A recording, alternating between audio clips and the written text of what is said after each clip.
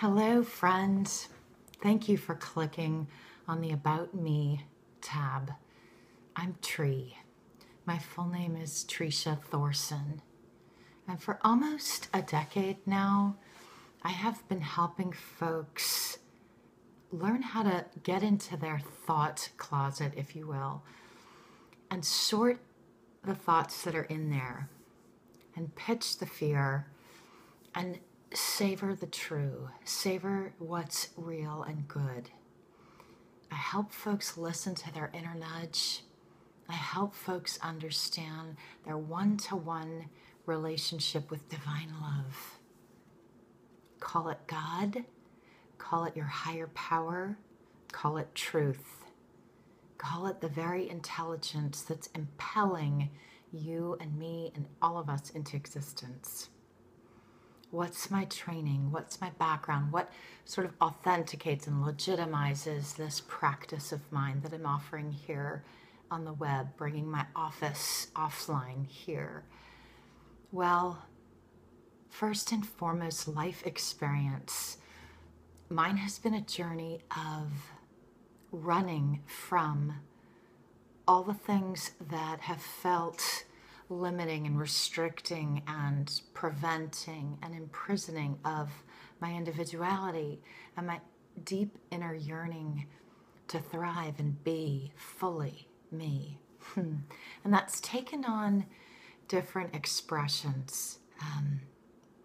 But there's a theme of my journey very much, which has been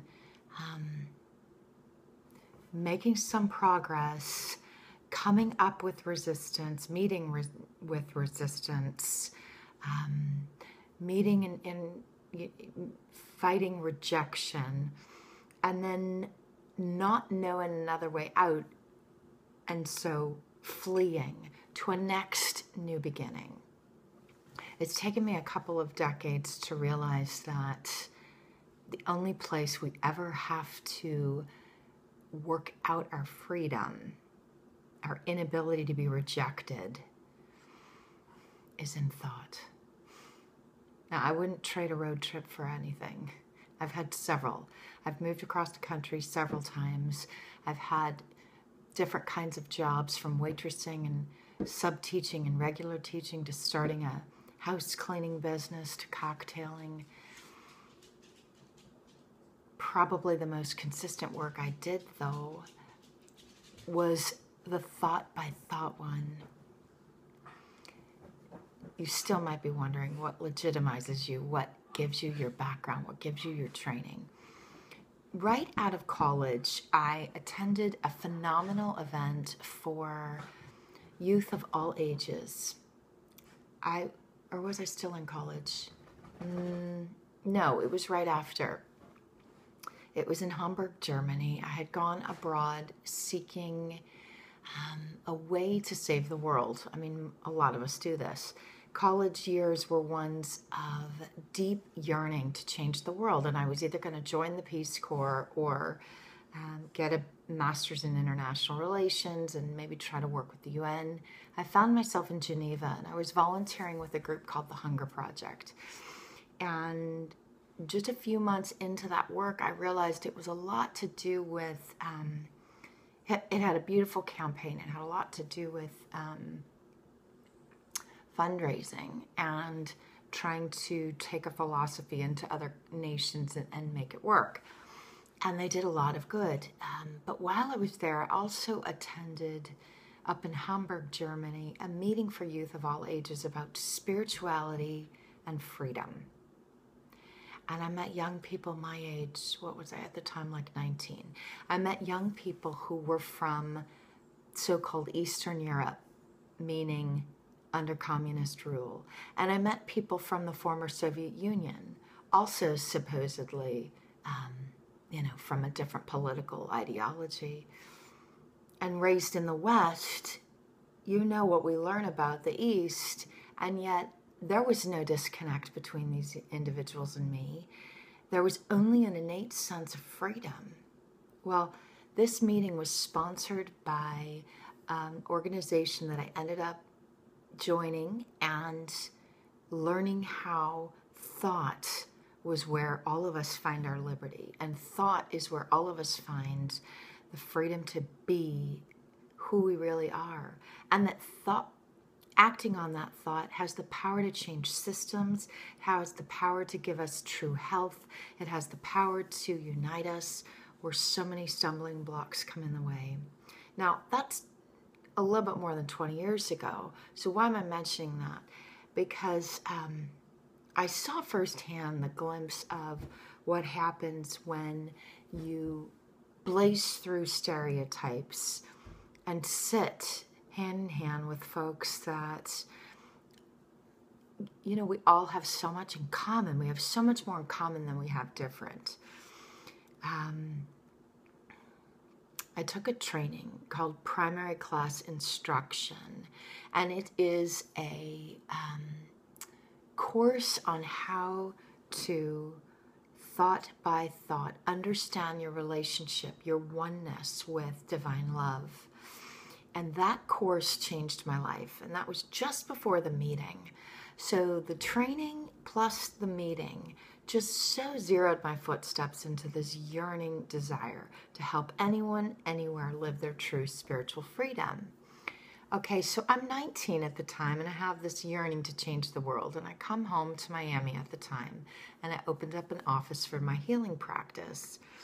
And a few years in, even though I had some really phenomenal exchanges with patients and some beautiful healings, my personal life was a little bit of a pickle. I was deeply in love with someone, and we broke up, and it just crumbled my world. If you've ever been through a relationship and a breakup, you know what that can do to you emotionally. And I couldn't find my inner peace, and I didn't feel good enough. Bless my precious young heart. I didn't feel good enough anymore at that moment to continue on in my work because I felt like a failure. So I did what I thought was the next best thing to healing, and I became a teacher. And those are 10 years that I cherish forever. I taught middle school. I left Miami and I went out to California just kind of for a fresh start, new beginning. I didn't know anyone. It was before we had cell phones. I had a beeper and a little Saturn, and I drove across the country, and I made friends with folks in hotels and journeyed my way out to the Bay Area. And I'm summing up 10 years real quickly, but I got a teaching degree. I have almost 3 unfinished masters. I was determined to go the education route, help people live their freedom through work that I could do in the classroom. I had a little learning center for students that were labeled behaviorally disturbed, and I really got into working with children that were labeled. But here's the thing, just like all kinds of labels, they're thoughts, and they're limited thoughts, and they're like looking through this at a rainbow. Take the label off, you see the true. And so a lot of the children in my classroom were having healings of not needing to use Ritalin anymore. And a lot of parents were having big wake-up calls that they didn't have to fear for their children's health. And I was so aware that all I had done was bring my practice with me. So probably in the 11th year of my teaching, I decided to go back into the full-time offering of my healing services. And I loved California. I loved the Bay Area big time.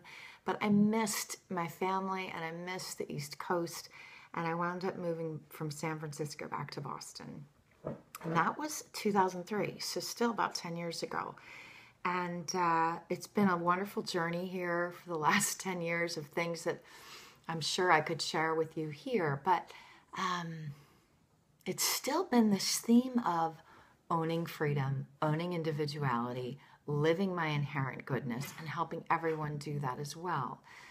And what form should that take? And when you have an online sort of offline profession, and then you start tiptoeing onto the web.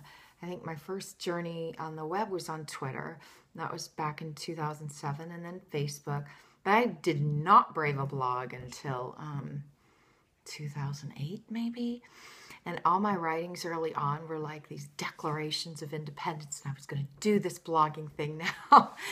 And yeah, I think I'm still finding that right voice in writing. But what do you share on these About Me pages? There's so much. And how do you find a theme that connects your whole life journey with now what you're offering here? It's hard. And then to do it unscripted and from the heart, which I've strived to do, if you can't tell. Well, there's a lot I could say. I've had a journey of healing, a sense of inadequacy, a sense of failure, a sense of not good enough, not worthy, a deep yearning for all of us to get along, a deep yearning for man, woman, everywhere to realize their innate goodness and their completeness now, not lacking anything, not lacking an ounce of love, of ability, of goodness. And everything I've learned about, everything I've lived with my life as far as practical spirituality is all from the writings of a phenomenal thinker ahead of her time, transformer of systems and the way we view health and science and theology, a woman by the name of Mary Baker Eddy. And a deep, huge goal of mine is through my life and through my writings and through my work endeavors to help anyone everywhere understand what her life legacy was about. So this is one little, window on tree for these moments here. I'm striving to give you a little bit more about me. Like you, I've had an interesting childhood. Like you, I have memories I never want to think about anymore. Like you, I have some victories that are totally, keepsakes that I hang on to and lean on. And like you, I've had some sleepless nights where I'm just battling fear down to its nothingness.